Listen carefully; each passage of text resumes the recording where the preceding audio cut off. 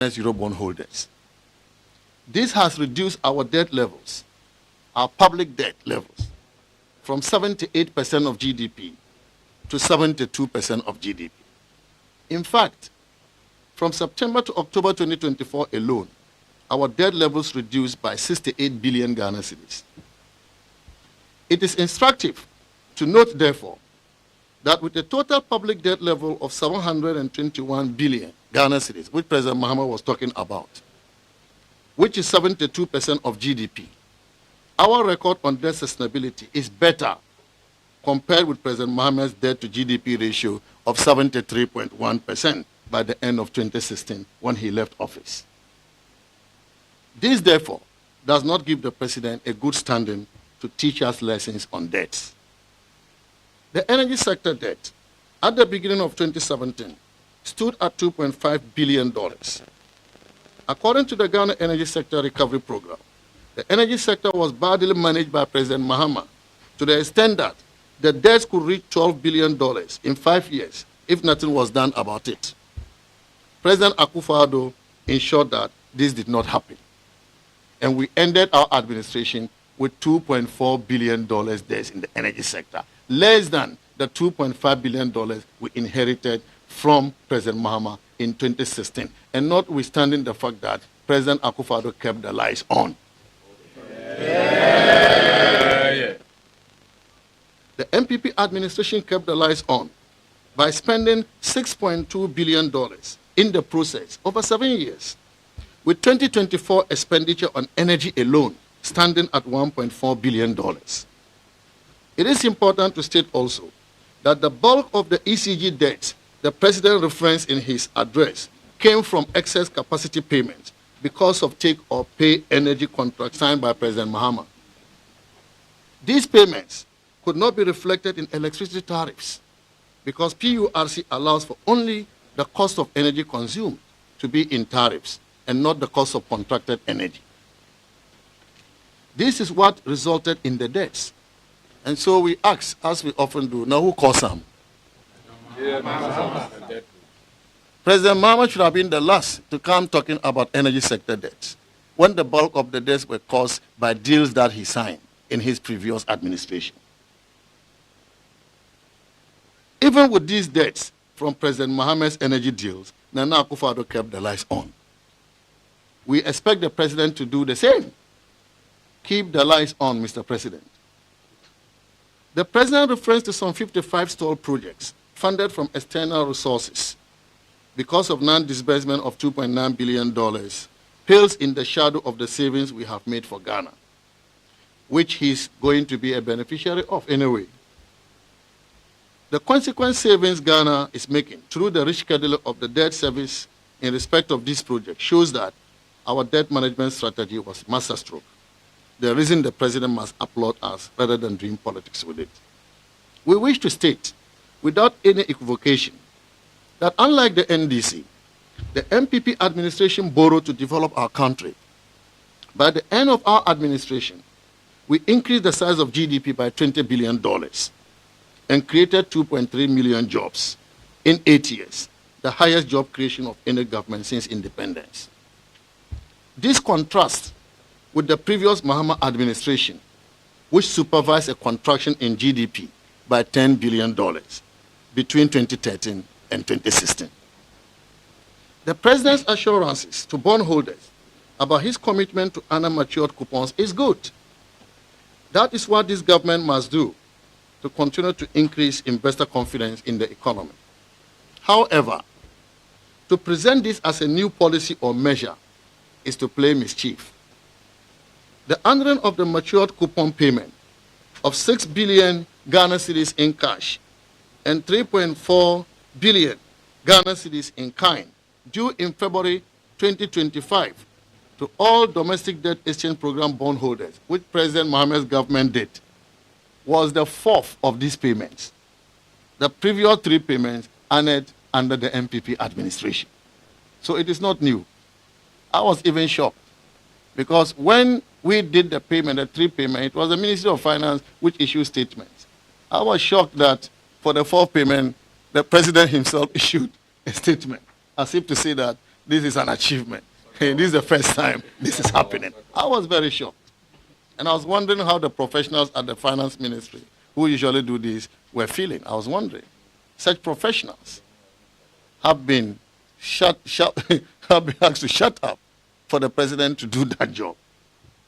In fact, the previous MPP government honored these 3 previous payments to domestic bondholders between August 2023 and December 2024, totaling 17.25 billion Ghana cedis in cash and 9.77 billion Ghana cedis in kind, based on the prescribed payment terms.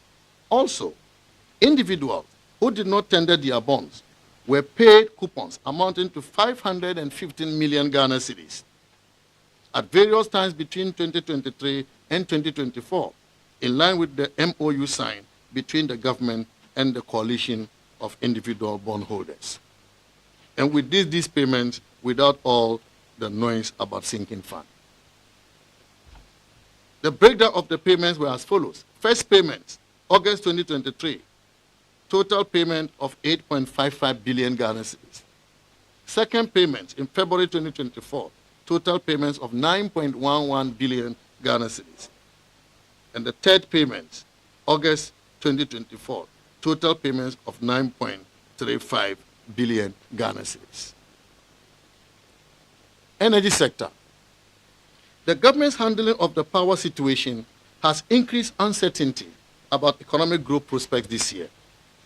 The promises by the president in his address to the nation to fix the current doomsaw cannot be different from those he made during the 4 years of doomsaw endured by Ghanaians between the end of 2011 and 2016. Not even the creation of a new Ministry of Power by him could save the nation from the excruciating effects of doomsaw, resulting in the dismissal of then Minister for Power in January 2015. Even in 2016, there were major power interruptions which were blamed on maintenance and what was described as localized faults, a new term for PR stunt intended to cover up doomsaw, as the government was avoiding issuing load shedding timetable despite public demands for it because the general elections were close. Yet, the Ghanaian people knew doomsaw had not ended because they lived with it and continued to suffer from it. Mr. President, you did not fix doomsaw as you claimed in your address. What? Your record on doomsaw is abysmal, unlike your predecessor, Nana Addo Dankwa Akufo-Addo, who kept the lights on. Yeah. As we are back to doomsaw in another Mahama term, Ghanaians remember with fear and anxiety the potential devastation this could cause for them and their businesses, especially small businesses like hair salons, welders, dressmakers, and many more who earn their daily bread from these vocations. Many people and businesses have already felt the pinch and the pain of living with the current doomsaw. We have also seen the return of electric generating sets in shops, in clinics, and at social events. Mr. President, this is the true state of our nation and not what we presented to Parliament.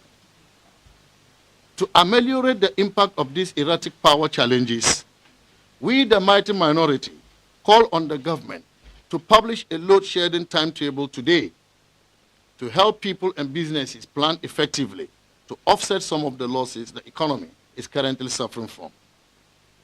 On the petroleum sector, the record will show that production of crude oil has declined because President Mahama signed contracts with 13 companies, most of which, in fact, all of which, had no technical or financial capacity to undertake oil activity. However, President Akufo-Addo administration rather introduced measures for aggressive reserve replacement on assumption of office in 2017.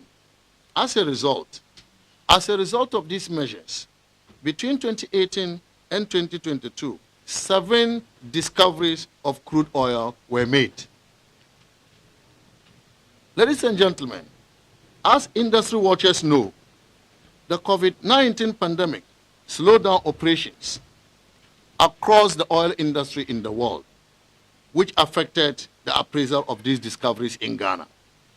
to incentivize these companies, the then government, the Akufo-Addo government, took the decision to restore their lost time to them. Several amendments were also made to the existing frameworks to provide further incentives to the industry. The MPP government could therefore not be accused of creating a hostile business climate and excessive political interference in the words of President Mahama. The MPP administration also added to crude oil production with the coming on stream of Jubilee Southeast in September 2023, which added 30,000 barrels of oil per day to production from the Jubilee field, thereby taking production from the field to 100,000 barrels of oil per day. Ladies and gentlemen, we are alarmed at the risk of these power challenges, reversing the economic turnaround in Ghana, as evidenced by the resurgent economic growth achieved last year. The dangers to economic growth are very visible for us to see. There is no reliable power supply now.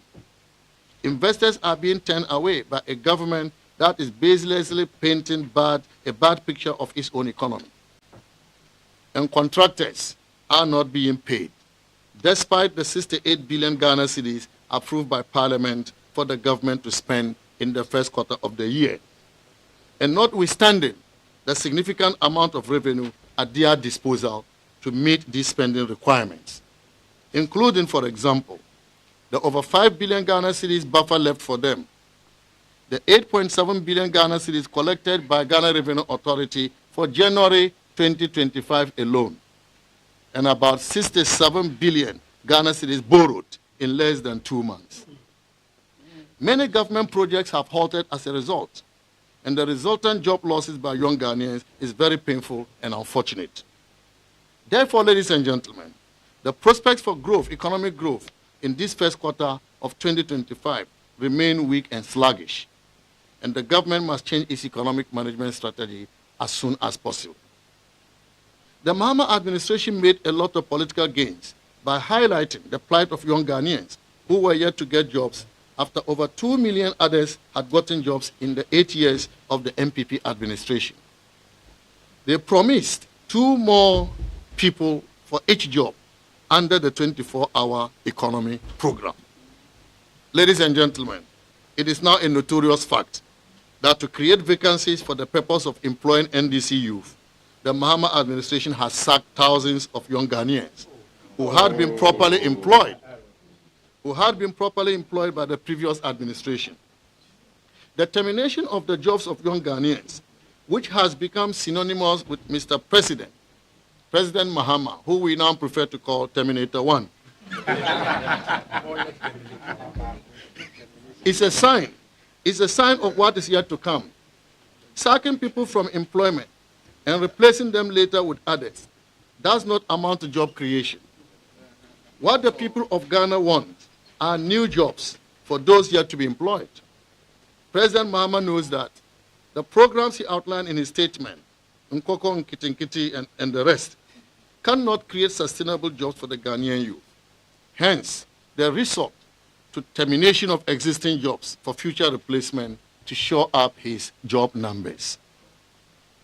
This is after President Mahama had argued, sadly, in 2016, that it was legitimate for an outgoing administration to recruit and sign deals up until the midnight of January 7 the following year, when its term expires.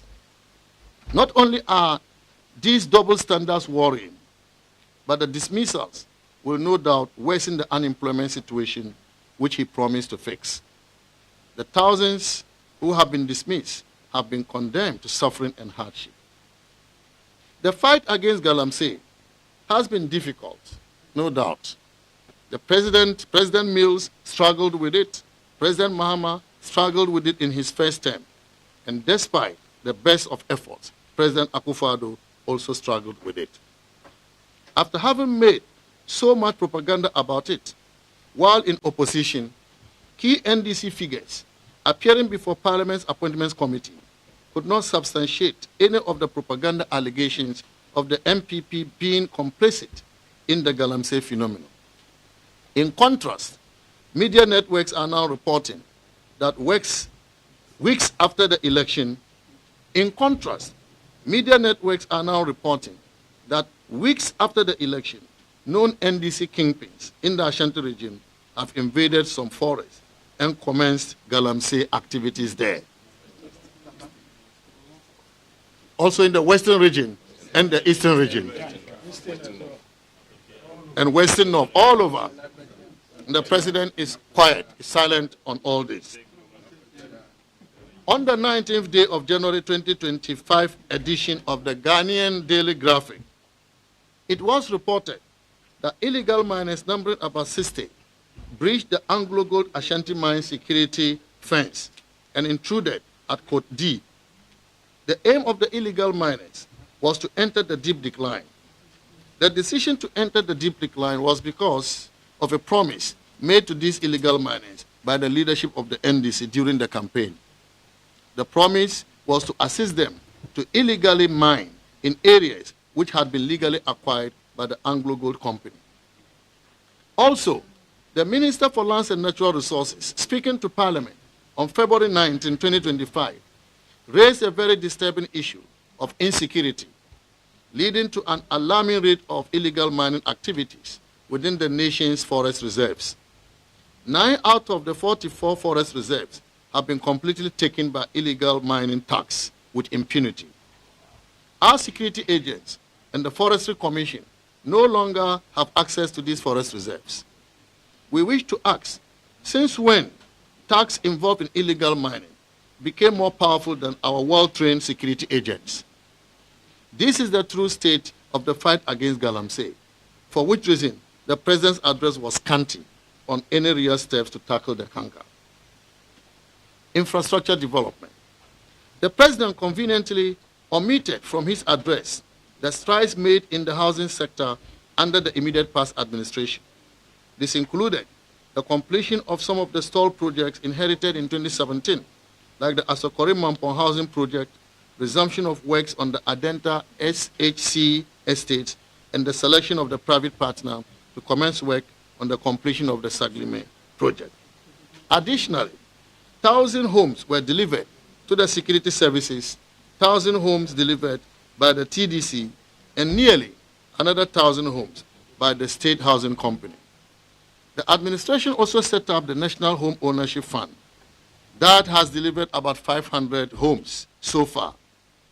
The President failed to mention that the Ministry of Finance under President Akufo-Addo gave approval to GIF to set up a GIF housing sub-fund to receive funding for bankable housing projects, while the Ministry of Housing rolled out a PPP framework to stimulate housing. These strides made in the housing sector marked an unprecedented change in the approach to resolving the housing deficit in Ghana. Instead of seeking to lambast the outgone administration, credit should rather be given to it, followed by a commitment to build on it. The Ghana Priority Health Infrastructure Project, referred to as Agenda 111, was to design, construct, and equip 111 hospitals across the country. The need for the construction of hospitals became essential after Ghana recorded its first case of COVID-19 on 12 March 2020. In one of his regular addresses to the nation, where he detailed the government's measures to contain the spread of the virus, His Excellency, President Akufo-Addo, bemoaned the lack of hospitals in some 88 districts and 6 newly created regions of the country, and promised swift government investment in new hospitals, not only to address the urgent need to contain the spread of the virus in those districts and regions, but also to correct the anomaly in the distribution of health infrastructure across the country. The initial hospitals comprise of 101 district hospitals, 7 regional hospitals, 2 regional psychiatric hospitals, and 1 national psychiatric hospital in Accra. The program was, however, revised to include 3 district hospitals, thus expanding to cover 114 sites. As at 31 December 2024, progress on completion of civil works were 37 sites achieved 70% completion and above, 28 sites achieved between 50 and 70% completion, and 36 sites achieved below 50% completion. These district hospitals, 3 district hospitals, and this is important because some people have gone out there to say only one was completed. 3 district hospitals achieved practical completion, equipped and commissioned on 5th December 2024. And they are Achima Kwawuma Municipal Hospital at Trede, Kwawuma Municipal Hospital at Trede, the Oforikrom Municipal Hospital at Kokoben, and Ahanta West Municipal Hospital at Bokro. We also had dedicated sources of funding. Some have said that we were just doing it in an ad hoc manner. We had dedicated sources of funding from the government annual budgetary allocation and the CAPEX component of the annual budget funding amount from oil revenues. Total outstanding amount to complete all these district hospitals and the zonal psychiatric hospitals as at December 31st December 2024 was $1.3 billion. In his haste to misinform the Ghanaian people, the president told a group of clergymen who visited him in his office that he needed $1.7 billion to complete the Agenda 111 projects. In his address to the nation last week, he put the amount at 22 billion Ghana cedis, and that is $1.4 billion, at 15.5 cedis to a dollar. So, Mr. President, which is the correct amount?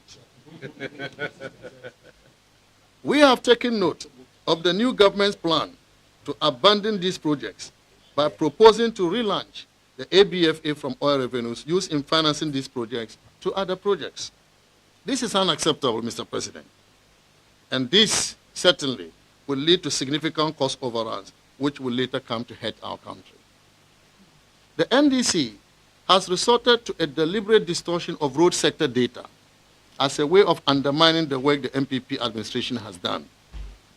When it is reported that between January 2017 and June 2024, the MPP successfully undertook works covering a total length of 13,624 kilometers, the NDC mischievously reports it as a claim of some 13,000 kilometers of brand new roads.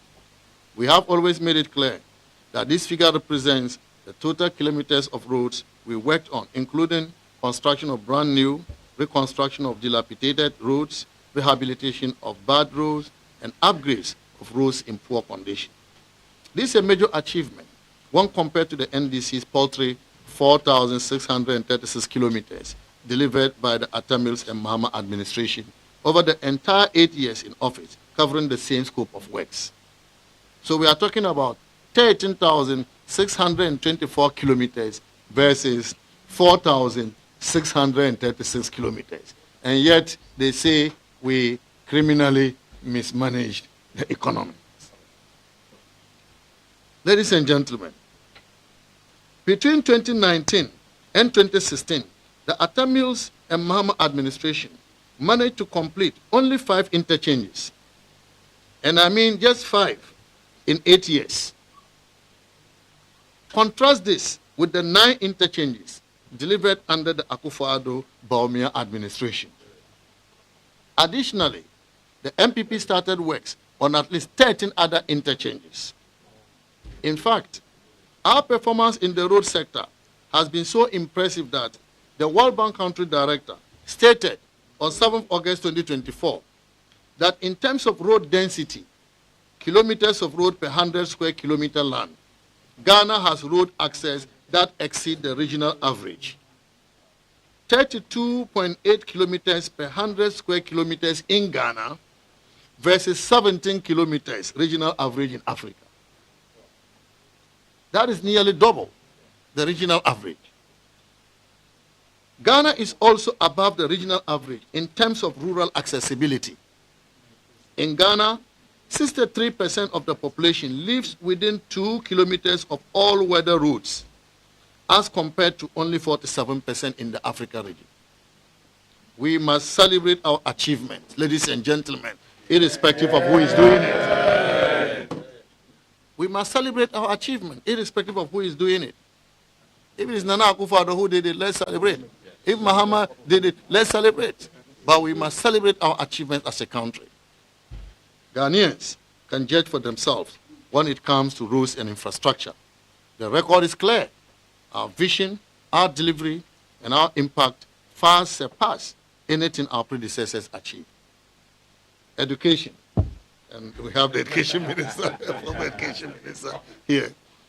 Throughout the president's address, the president did well to explain to the nation his vision for education, his commitment to continue the implementation of free senior high school is commendable. We also commend him for his commitment to continue President Akufo-Addo's drive to boost the tertiary gross enrollment ratio. Besides this, however, the vision espoused by President Mahama is uninspiring, exposing a profound education best practice and knowledge gap. Clearly, the president's speech lacked coherence and did not articulate clearly the role of education in the transformation of Ghana. Many of the initiatives announced are already being implemented with a high degree of success under the previous regime. Consequently, a number of reforms have taken place across all levels of education in Ghana, including tackling the learning crisis in the early years of education through the implementation of differentiated learning approach. In the face of COVID-19, teachers and other education workers came together and saved our nation from what could have been catastrophic learning losses. By working together, our primary two literacy jumped from 2% in 2015 to 38% in 2022. To equip learners with 21st century skills at the secondary level, the Ministry of Education, under Akufo-Addo's administration, had a total overhaul of the country's secondary education curriculum with a focus on improving national values, promoting STEM education, and preparing learners for the field of work. To make sure that our students meet global standards and participate in the fast growth of digitalization, advancing STEM education for Ghana's transformation was a key focus in our government. Thus, 13 STEM schools have been built across the nation. These include Awoso STEM Senior High School, Kwasi STEM High, East Legon STEM Academy, Pasimpe STEM SHS, Bosonchi STEM and Girls HSS, and so on.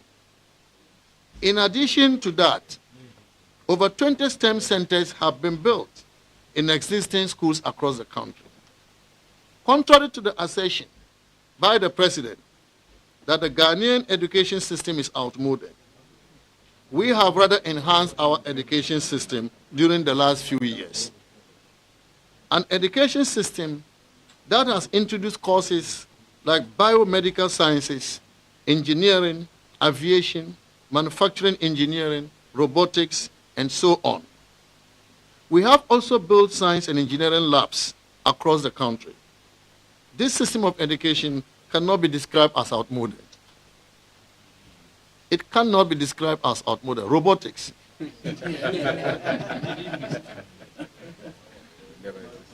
As we speak, high school students are receiving tablets to facilitate technology integration to enhance teaching and learning under the Ghana Smart Schools project introduced to empower students on a global scale. Here we are talking about smart schools. That cannot be outmoded. Whilst His Excellency, the President, has outlined his vision for education and skills development, it is imperative to acknowledge the substantial progress made under the previous administration in transforming technical and vocational education and training in Ghana.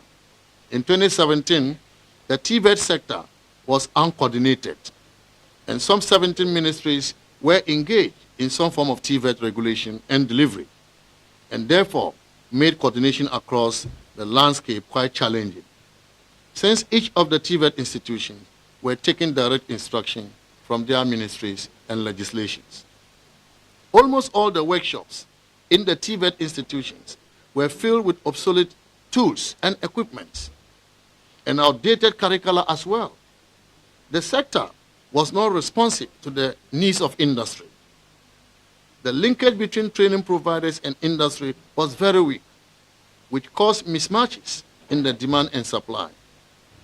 The Akufo-Addo-led government implemented bold reforms backed by significant investments to revamp TVET, ensuring it becomes a viable pathway for skills acquisition, entrepreneurship, and employment creation.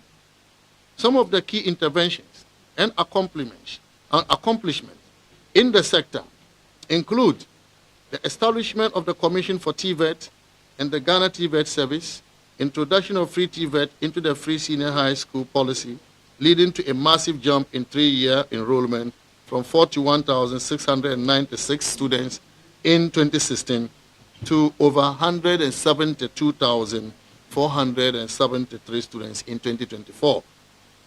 Construction of 4 new TVET centers of excellence, rehabilitation and equipping of tertiary and pre-tertiary TVET institutions, implementation of competency-based training, establishment of sector skills bodies, among others.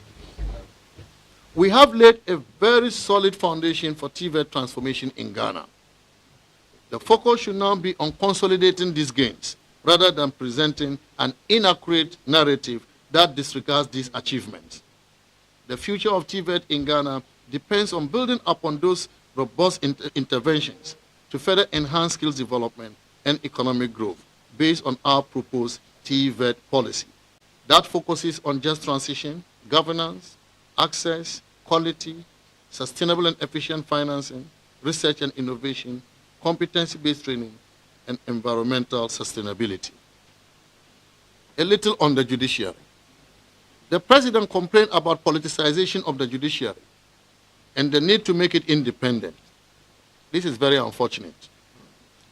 This is a myth on their mind, their own minds, that they are pushing to the Ghanaian people to discredit the only institution that is not formed by political parties. The power to appoint lower court, district, and circuit court judges is in the Chief Justice, subject to the approval of the President under Article 148 of the 1992 Constitution. No political person has power to start the process. If the President doesn't approve, all he can say is no. What evidence then has the President got to portray that our judiciary has been politicized? Pursuant to Article 144 of the Constitution, Superior Court judges are not appointed by the President alone. His choices must be approved by the Judicial Council and by the Council of State. Any refusal by any of these bodies means the President's nominee will not become a judge or be promoted. By Article 153 of the Constitution, the Judicial Council is made up of 14 constituencies. The President contributes in the selection of the Attorney General and 4 non-lawyers to the Council. How is the President suggesting that these non-lawyers that he sends can politicize independent thinking of the remaining majority on the Council? Judges are professionals who must serve our democracy free of insinuation that intimidate them, as if they don't toe a political line, they will not be appointed to the next level. It is such utterances by politicians that can affect the ability of judges to serve the country independently. If that is what he wants to achieve, then it is unfortunate, really unfortunate. After all, he kept saying that his party will look through their ranks and encourage them to become judges, to serve the interests of his party. Therefore, in our view, the President's statement about politicization of the judiciary is only an expression of his own agenda, which he kept touting before the elections, if we recall. That's true. Insecurity. Ghana has been ranked the 2nd safest destination in Africa by Alteza Travel, a global tourism firm. According to their 2025 tourism report, Ghana boasts a remarkably low crime rate, surpassing even countries like Canada, Greece, and Australia in terms of safety. Under President Akufo-Addo, a deliberate policy and planning had been implemented to enhance Ghana's peace and security. The crime rate in the country, for instance, had reduced significantly following the increase in police visibility. The visibility has brought discipline on the roads and made communities safer. However, in a rather contrasting and worrying view, following the election of President Mahama in the 2024 general elections, several acts of lawlessness and violence have erupted in the country, leading to the arrest of over 100 people suspected to be supporters of the ruling party. And this is according to BBC report, December 11, 2024. Supporters of the newly elected president who won jobs have allegedly attacked some state institutions, looted property, and engaged in disturbances that have left some police and military personnel injured. The president was silent about all this. How can you talk about the state of the nation without talking about the spate of violence and lawlessness that we are all witnesses to over the last 2 months? Ladies and gentlemen, I'll give you a few instances of this violence. At Ayanswano, angry youth set the Electoral Commission office ablaze. The standoff at the Ghana Gas headquarters, we all remember, where security forces fired warning shots to disperse a crowd of protesters belonging to the NDC. Imam Obi, hooded individual, parading through the streets on vehicles and motorbikes, disturbing everybody's peace. And nobody said anything to them. In Obuasi, civilians and party members were in direct showdown with military officers. Several shooting incidents led to 4 dead and many injured. In Damongo, frustrated youth stormed the Damongo Municipal Coalition Center and set the EC office ablaze. 1 person died, and the office was burnt down. 8 suspects were also arrested for attacking the Metro Mass Transit workshop in Sunyani, Bono region. Suspects unlawfully entered the workshop premises and attacked and threatened workers, forcing them to flee. A wave of violence swept through Ejura police station as angry Zongo youth attacked a local police station, freeing suspects on remand and setting the police station on fire. The lifeless body of a final year biological sciences student of Kwame Nkrumah University of Science and Technology was discovered near the KNUSC Disability and Rehabilitation Center. The Council of State Elections in the Ashanti region descended into chaos as a group of unidentified thugs stormed the election center, disrupting the sorting and counting of ballots. In Bunturugu Yinyo, chieftaincy clash have led to 4 people losing their lives. 4 students were arrested at Wager Divisional Police Command after a clash ensued between some students of Christian Methodist Senior High School and local youth over a missing mobile phone at the school premises at Aplaku. 5 students sustained severe injuries, with several others suffering minor wounds after violence erupted during a peace ceremony between students of Boku Senior High School and Boku Technical Institute. 20 students from Salaga Senior High School in the East Gonja municipality of the Savannah region have been arrested following a violent clash that left 1 person with multiple stab wounds. It is sad, ladies and gentlemen, to mention that because of the insecurity in our country, the Electoral Commission has not been able to conclude Ablekuma parliamentary election declaration. This certainly is a dark spot in our democratic dispensation, given that the people of Ablekuma North are currently not having a representative in parliament. Insecurity in the Boku area continues to heighten in recent times, with a woman and her 2 children being tragically murdered in their home by gunmen on February 9, 2025. Again, on February 25, 2025, a 13-year-old boy was killed in the same township. The indiscriminate killing of the indigents of Waliwali and its environs is getting out of hand, and the imposition of curfew in the area is making it difficult for our Muslim brothers and sisters to wake up at dawn to eat and start their fasting. Government needs to decouple politics from security and ensure that every Ghanaian is protected. Mr. President, the security situation in our country is indeed very worrying.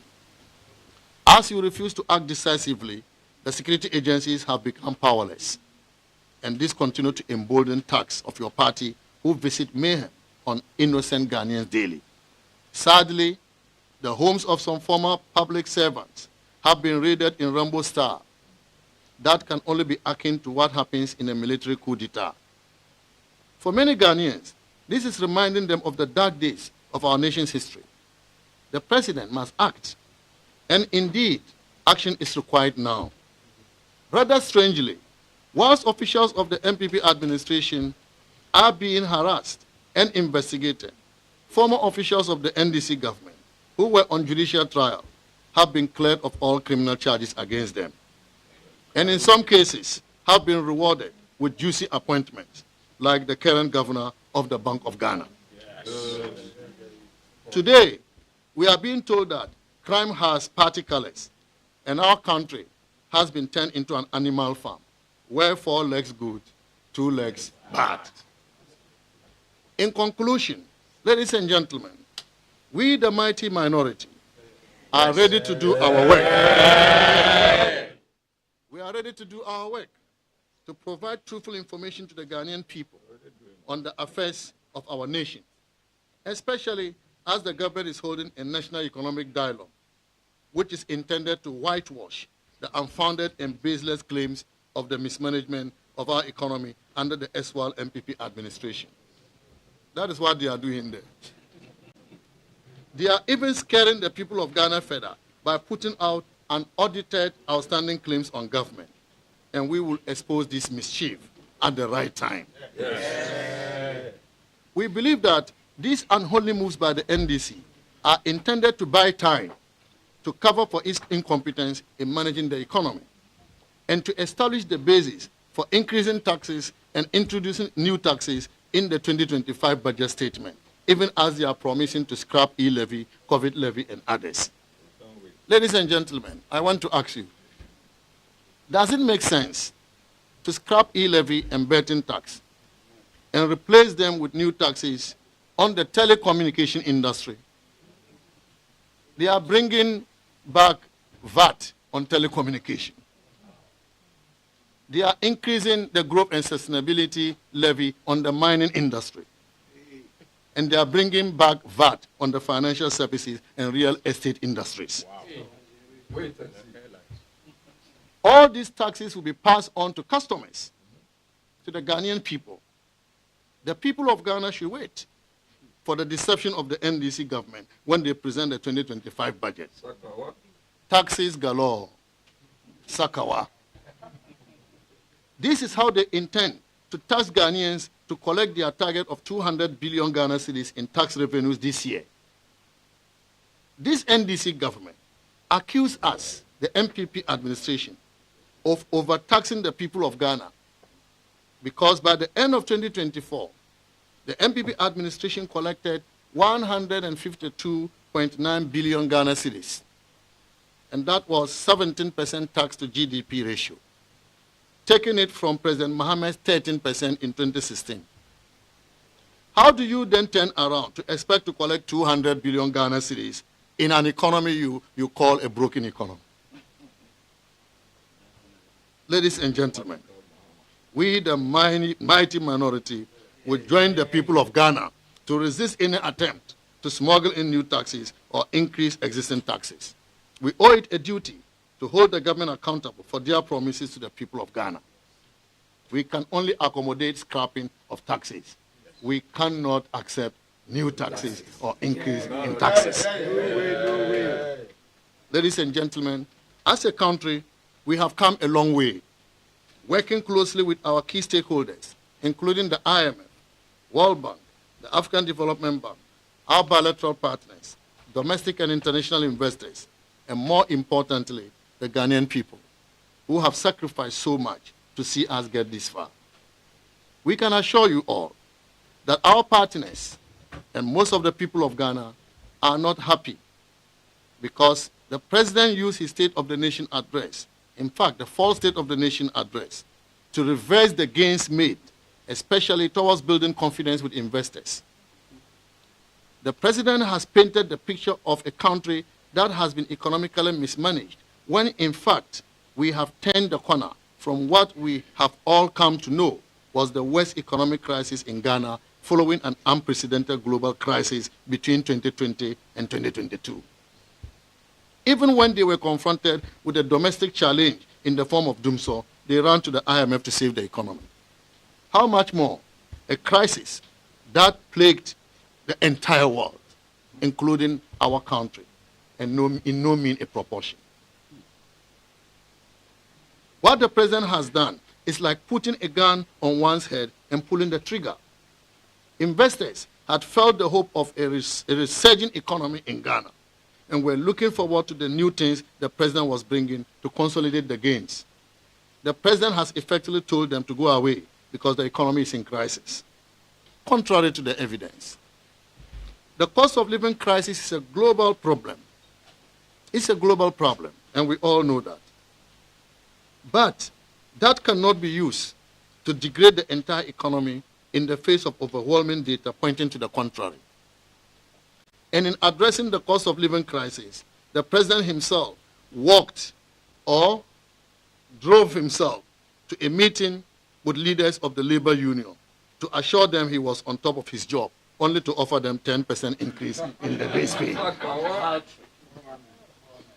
When his predecessor, Nana Addo Dankwa Akufo-Addo, without this drama, offered them 23% from January to June and 25% from July to December 2024, in an economy that is criminally mismanaged in the words of President Mahama. He also touted his economic struggle around the 24-hour economy to deliver jobs to the youth. However, the only area he mentioned was in the processing of passports, not even the incentives to industries that will create sustainable jobs. Does the president think that many Ghanaians will want to run out of the country because they know his poor record on job creation and are preparing to run out of the country, as a result of which they need 24-hour issuance of passports? Ladies and gentlemen, let no one be surprised at the blame game by His Excellency the President. It is not new. This is what the President said about the late Professor John Evans Atta Mills in his last State of the Nation, delivered on January 5th, 2027, when he left office from his previous government.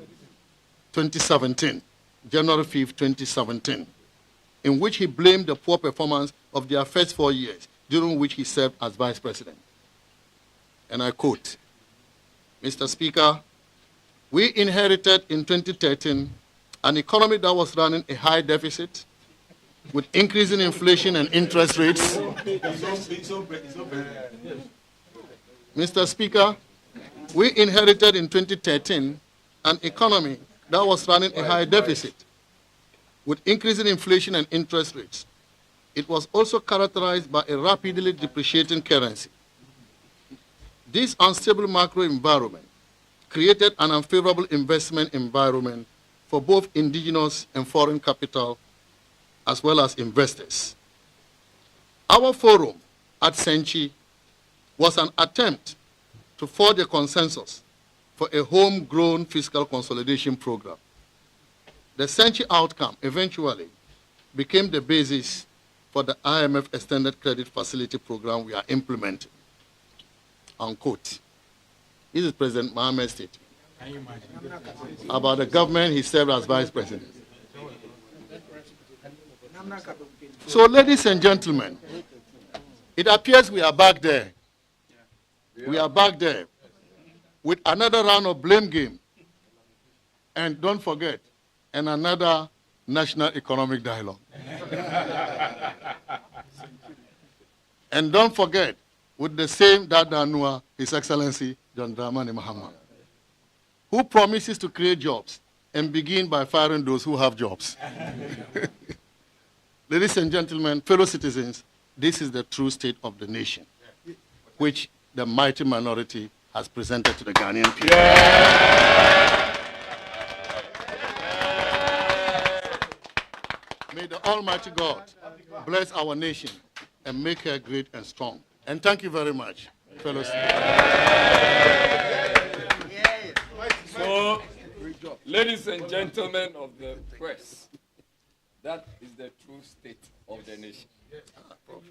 We are all well versed with the facts. So we'll leave you to go and deal with them at your various news portals. Thank you very much and have a great day. I'm sure you can still wait for me and we'll do our own things whilst our members will then. Thank you very much. It's been delivered. So that was our live coverage of the press conference by the minority in Parliament, which was addressed by the former Finance Minister, Dr. Mohammed Amin. There'll be more reactions on this on Newsfeed at 4:30, and we have the Channel One newsroom at 8 p.m. Do join us. Thank you for staying with us.